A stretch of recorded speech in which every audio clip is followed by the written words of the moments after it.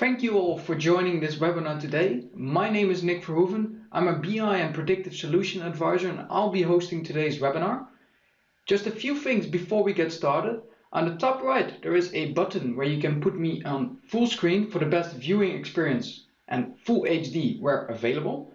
Then also there is a little chat box on the top right which you can click to ask me any questions that you might have directly. I will answer all of these questions after the webinar. Now we have those formalities out of the way, I think it's time to get started with our predictive webinar. So what is it that we'll be discussing in the next 30 minutes or so? Well, the first 5 minutes I would like to make it very clear why I think it's important that we speak about predictive analytics in the first place. What is the essence of predictive and how can you use it? Next up, I will show why then SAP Predictive Analytics. What do we do differently in the market? And then also, of course, except for telling you that we're doing it differently, I'm going to show you that we do it different with a demonstration. And finally, we have 5 minutes to close, and I will be staying online to answer any questions that you might have in the chat. First up, why predictive analytics? Why do I think this is so important, and why are we organizing this webinar today to introduce you to the topic? Well, it's stated right there by Ventana Research that 68% of all companies applying predictive analytics have attained a competitive edge. So that's not just a value benefit, but a competitive edge. And a lot of people stop me right there when I tell them this, because they say, well, Nick, that's all good and well, but we can barely understand our data. So what is the sense for us, not being data scientists, to get into this predictive topic? Well, that is where predictive is actually extremely strong, because this huge noise of data that you have, to get information out of that, that's where predictive comes to play. So using models, building models to get information out of this noise of data. And we at SAP do this differently, and I will show you how we do this differently so that it's attainable for each and every company, also the ones without a data scientist. So what would you gain? Well, there's two examples right behind me. First up, 28% reduction in customer churn at COGS. You can imagine how expensive it is to gain new customers, so 28% reduction in customer churn is huge. Furthermore, at Monex, a financial organization, we reduced fraudulent transactions with 60%. That is also huge, but what you can see already is that the use cases are quite varied. So if we turn this subject around, why predictive analytics? Well, what happens if you don't do predictive? What will happen then? Well, you will miss opportunities. You don't know what your customers are likely to buy next. Upsell, cross-sell, that's what predictive makes possible. Ineffective marketing. You are looking at too broad of a market segment, all of the customers that are not likely to buy this product at all. So you spend a lot of money approaching all of this market segment, but because you're maybe approaching the wrong people, you also get low returns. So for example, at tip 24, we reduced their market segment that they're approaching with 300%. So greatly reducing TCO, but improving their returns on marketing campaigns. Lost customer base. So we showed you what we did at COGS, reducing customer churn. Decreased competitive advantage, because if all of the above is being done by your competitors and not by you, you reduce your competitive edge. Loss in production, just show the variation of all the possibility that a webinar might bring, predictive might bring. If you apply predictive to, for example, manufacturing, and you can predict which product is going to go down next, so you can repair it before the machine breaks down, this will make sure you have less unplanned downtime and make sure that your manufacturing process is in place. If you do not do that, you get a lack of insight, and all of these above will lead to lost revenue. And that is why predictive analytics is so important. Then why SAP Analytics? Well, before we get into the topic of predictive, what I would like to show you is how SAP has an A to Z solution. And this is important because if you use a different vendor for point solutions, you will have troubles with integration, as well as vendor lock-in from one side might help you struggle on the other side. So what SAP has to offer, we have great solutions to get your raw data into clean data, which is the essence of whatever you're doing in analytics. So making sure that the ETL processes are in place as well as good places to store your data. Then when you have clean data, we have the world leading business objects BI platform to spread this knowledge relatively cheaply throughout the company in a scalable manner. Agile visualization tools, making sure that your data analyst can make sense of the data, so what's happening there. And then once he's made sense of it, he understands his data, then you're ready for that next step. Then you can figure out what is likely to happen next, or even scenario planning, what is the best that could happen for my company. And that is what we're going to focus on today. But then why SAP Predictive Analytics?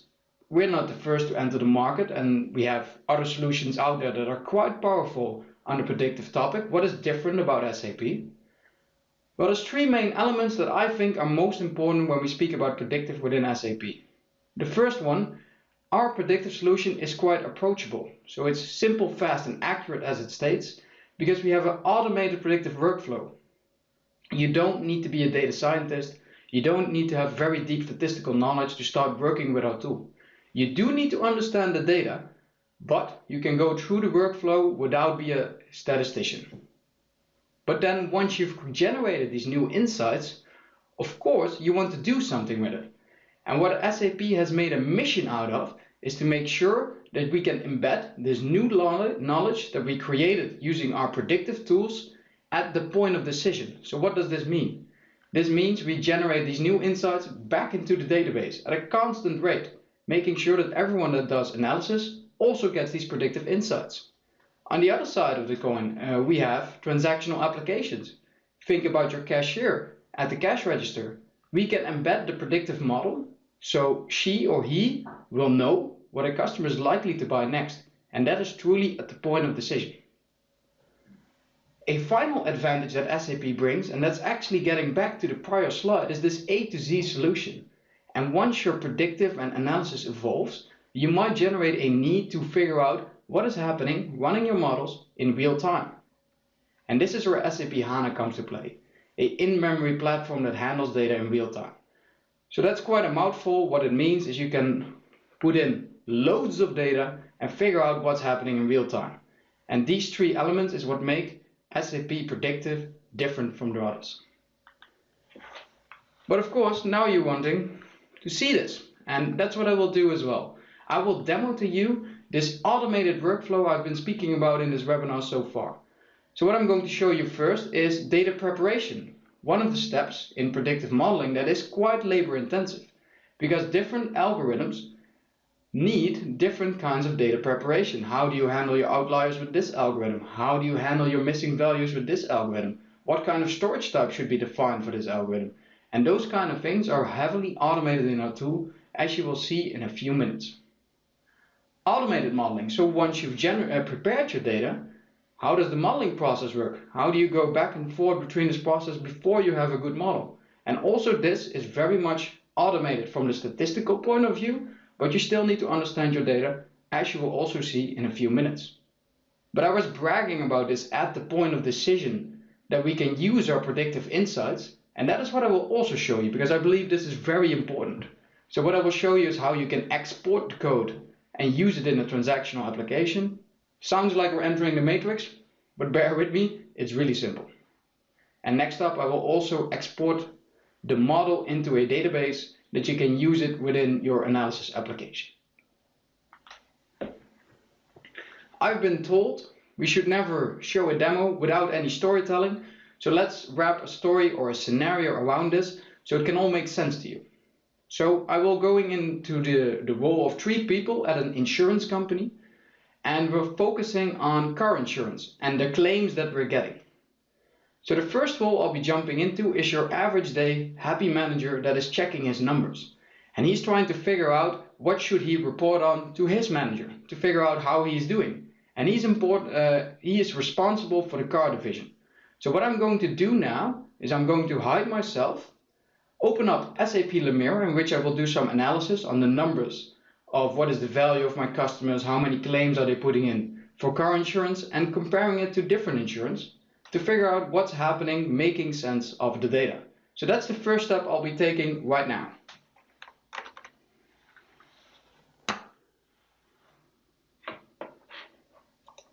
dragging in the mirror right here.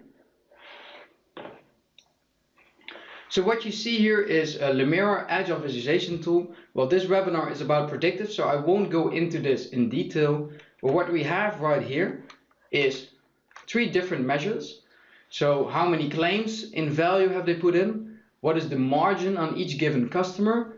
And what is the value in total for each given customer? And I have this by type. And the type of the customers is either car insurance or house insurance. And what I see, if I look at the total value of the customer, that I can really stick it to my colleague that is responsible for housing, because the value of my car insurance customers is much higher than we have for the housing insurance. But let's analyze this a little bit further and drag in margin to see how much margin we're making on car insurance customers and how much margin we're making on house insurance customers. And what I notice here is that for car insurance, the margin is much lower than for house insurance. So this is of course something I do not want to report on. So let's do one final check and see if this has something to do with the claims. So we drag in the type of insurance, we check at the amount of claims, and indeed, as I forecasted here, the car insurance type has a much higher amount of claims than for the house insurance type. So how are we going to solve this problem? I want to do something about this. Well, what I'm going to do now is get back into character, but now, as opposed to being a car division manager, I'm delegating this task to my data analyst. I want him to figure out what's happening. Why is this happening? Why are people putting in so many claims, and can we predict who's putting in so many claims? So that is the task that the data analyst has been given. And now it's his task to make sure that the end users can figure out who's putting in all these claims beforehand and how they can make actionable knowledge out of this. So what I'm going to do now, being the data analyst, is I will open up SAP Predictive Analytics. I will work with a training data set. So a data set in which we already know if this person has put in a claim, a yes or no. Once we figure out this data set, we prepare it. We generate a model on top of it to predict it, to get a probability for each. And with that, we're going to apply this to a new data set in 2 ways. So I'm going to apply it in database so people can use it in their, for example, BI applications. Or I'm going to export the source code, yet again the matrix, and we're going to figure out how end users would be able to play with this. But first things first, we're going to start generating a model in a highly automated workflow. So let me hide myself one more time and open up SAP Predictive Analytics.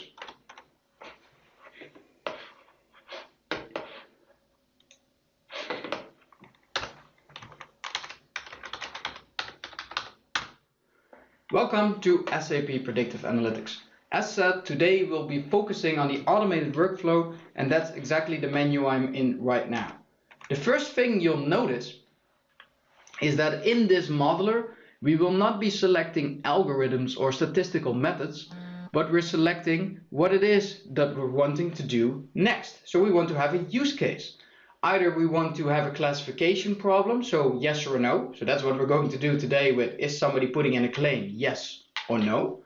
Next up, you could be building a clustering model, so clustering your different market segments. A time series analysis, simply put a forecast, or association rules, if A and B, then C. Kind of market basket analysis type of rules you'd be creating there. But what we're going to do today is we're going to create a classification model to figure out who is putting in these claims and how can we make sure that we have more margin. So upgrade the premiums on the people that have a high probability. So let's look at the data set right here. So this is a data set more or less what you'd expect. So let's zoom in here. What we have is we have the contract ID for the different customers, so we can recognize them. We have their age, their gender, how many children do they have, what's their profession, what kind of customer are they, did they dial the agency or an online customer, did they have accidents before, for how long did they have their driving license, and what's their car category. So these are things you could expect that a car insurance would have in data. They would have this readily available, of course. But what we're trying to figure out is this final variable, claim, yes or no. And for this training data set, we already know, but we want to create a model so we can apply it to new data. That's what we're going to do now. So I will click next right here. I will analyze my first 100 rows, and it will automatically give me the storage and value type for all of these different variables, these explanatory variables in my data set. So why is this important? Well, even though I'm not doing any statistical hard things, in the background, of course, there's a very powerful engine running with algorithms and such, and we need to help those algorithms along the way. So we know that contract ID is an integer, so 1, 2, 3, never 1.3. It's a continuous variable because theoretically it can go up to 1,000,000 or even further. And that's what we need to figure out here. Well, automatically it's giving me the storage type and the value type for all of these variables correctly. But because you know your data, you should be going in here and checking if it's all correct. The only thing that I would like to change here is the key, because contract ID is the perfect key, and then we don't need the automatically added KX index, which is a automatically generated primary key. So what we're going to do is click next from here. And this is actually where it becomes interesting. Of course, this is a quite simple data set, but what you need to do here as a data analyst is figure out for all of these explanatory variables that you have right here on the left, which ones have any predictive value, which one intuitively make sense that they have an influence in if somebody's putting in a claim, yes or no. So what we need to do here is we need to exclude all the variables that do not make any sense because we understand our data. So what we're going to do is, of course, we're going to exclude the contract ID because that should have zero predictive power on the topic of somebody's making a claim yes or no. So we should remove that variable to reduce the noise in our model. Simple data set, so we're already done and we figured it all out. What we need to predict is the claim and we're excluding the different IDs. We click next. And we're ready to generate the model. It's really that simple. So what did we just do? We prepared the data in a sense that we gave the storage types and the value types so the algorithms can work with them. We did not select any algorithms, only a use case. And what's happening in the background is dividing my data set in a way that it makes sense for the algorithm to use it, so training a part of the data set as well as validating it against that part of the data set, so we can figure out if it's a robust model, so will it hold up to new data, and if there's any predictive power, so is it the model predicting what we want to predict, well, yes or no. And that's some variables it will spit out for me right after. But as you've seen, it's been highly automated and I don't really have to do anything right here. So what I'm going to do is I'm going to click generate and the model will be generated in the background. And it will spit out these numbers for me. And it's good to see what these mean. So we had initially 14 variables. We've selected 11, meaning we've excluded 2. And 1 is the target that we're trying to predict. Small data set with 8,000 records. So it only took 2 seconds to learn the model. Some descriptive statistics on the claim. So what we're trying to predict if somebody's putting in a claim yes. In our training data set, 91% did not put in a claim and 8% did put in a claim. Those are good numbers to understand, but the ones at the bottom are most important. These are your lifesavers and time savers for your business, because what they're putting out is A, predictive power. So how well does this model predict if somebody's putting in a claim yes or no? You see this is at 0.45. This is always a number between 0 and 1. The closer to 1 the better. Everything above 0 is better than making a random guess. So this is already quite powerful. If you see that your predictive power is too low, you would need to add more or different explanatory variables to make sure that you have something that actually predicts your target. Second up, and this is the true time saver, prediction confidence. If you work with the traditional predictive tools, what you will see quite a lot of time is that you need to test your model, you need to make sure that it's still holding up to new data, and you have to do this constantly. And what this number is telling you, by partitioning the data in 2 sets, a training and a validation set, it tests for you if this model would hold up to new data. And we would advise you to take any number above 0.97 and use this as an acceptable number. You can put this model in practice. If it's lower than that, it means you need to get back to the drawing board. But knowing that now is so much more valuable than figuring that out after having it in production for a while. Final number of variables kept. Also very important, because what you figure out here is I've put in 11 variables initially, but it's only kept 9, meaning that it's left 2 out automatically that either mess with my prediction confidence or they don't provide enough predictive power, all in an automated sense. And this really is a time saver in the predictive process. We click next, and what you would do from here is figure out if you've made a decent model. So what we're going to do is we're going to check our contributions by variables. So what we see here is, and because you understand your data, you can figure out if this makes sense or no, the variables that have the most influence if somebody is putting in an insurance claim, yes or no. So for example, the top one, children, I can drill into this, and people with 0 children have a much higher chance of putting in a claim. So this makes sense. You will probably drive a little bit more recklessly if you have 0 children. If you have children, you will become a lot more careful, especially if you have 4+. Then the next one, just to show you how this works, car category.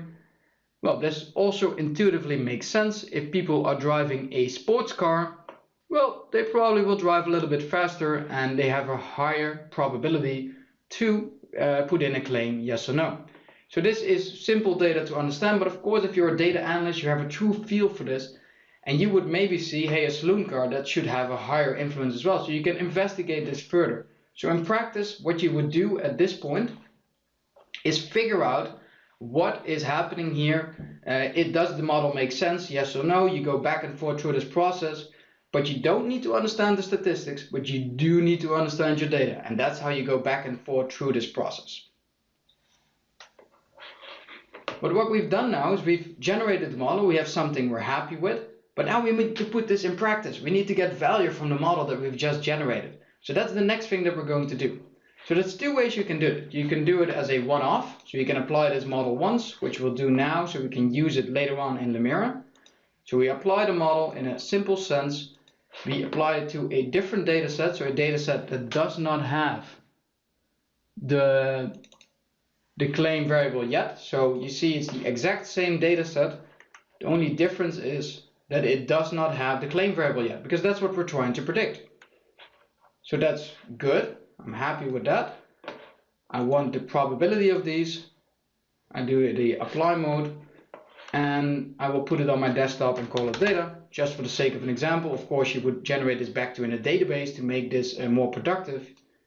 You apply it, and now I have the probability right here for each given contract ID of these new customers if they're likely to have an accident next. So I can use this for analysis. But we can also take this a step further, and that's what I'll do next.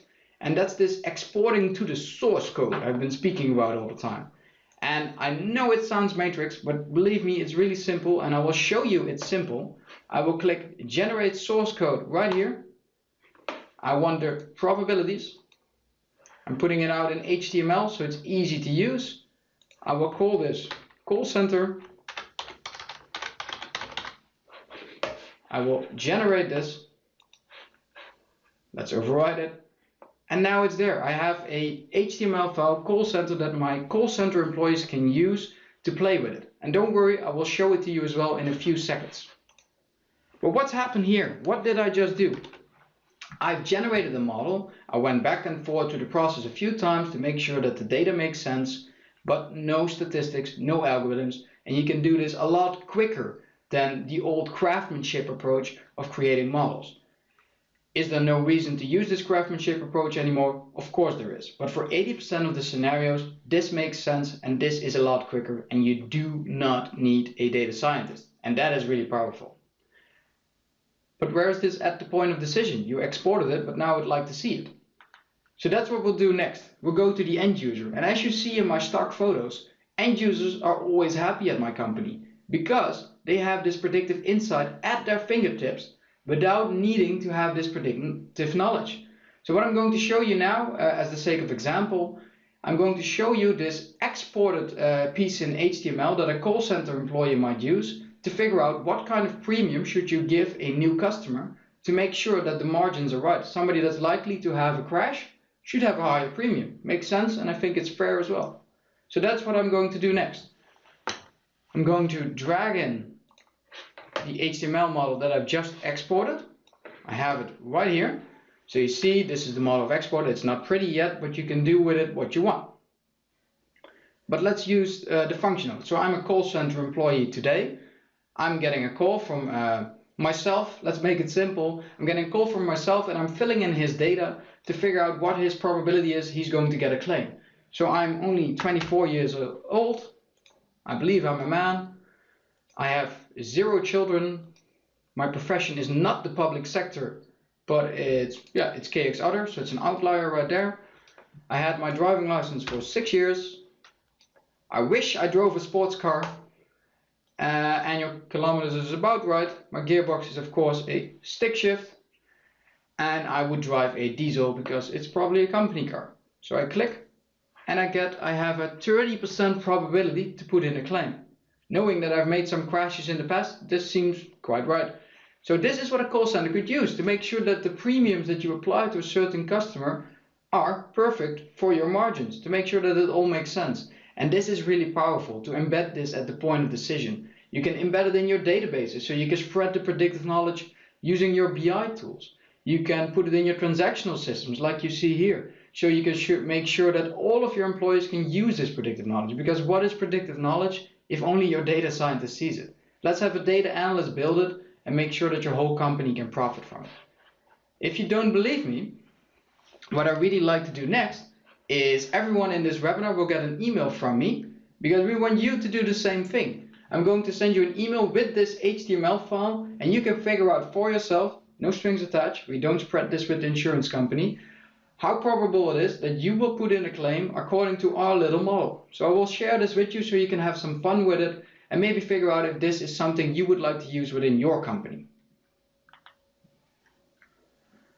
So closing it down here, why SAP? Well, you saw this automated predictive workflow, of course a simplified example, but it's extremely powerful. We've helped, for example, tip 24 as well, to reduce the time it costs to create models. So also for data scientists, it's really useful to automate the tasks that he doesn't really need to be there. He doesn't need to use his deep statistical knowledge to create these simple models, and that's where it helps a lot, reducing the time to value. That's it.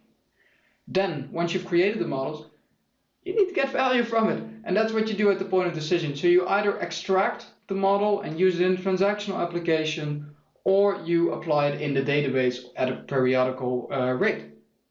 But finally, if you want to get this true tip of the spear, ultimate stuff, in real time, we can do it with our SAP HANA database, or if you just need a good ETL tool, we have this A to Z solution at SAP, going all the way from raw data up to predictive.